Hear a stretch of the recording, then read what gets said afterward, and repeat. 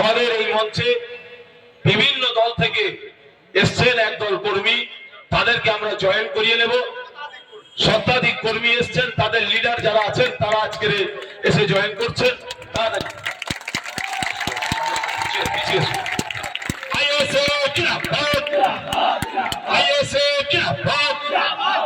তৃণমূলের দুষ্কৃতীরা হুঁশিয়ার, তৃণমূলের দুষ্কৃতীরা হুঁশিয়ার, গণতন্ত্র ধ্বংসকারীরা হুঁশিয়ার, দেশ বিরোধীরা হুঁশিয়ার।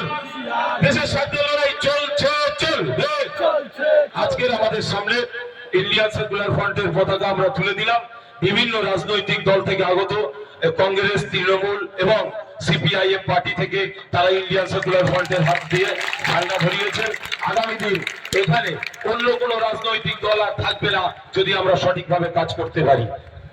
তাই এখন আপনাদের সামনে বক্তব্য দেওয়ার জন্য অনুরোধ করবো আমাদের প্রার্থী আক্তার রহমান বিশ্বাস ভাইকে।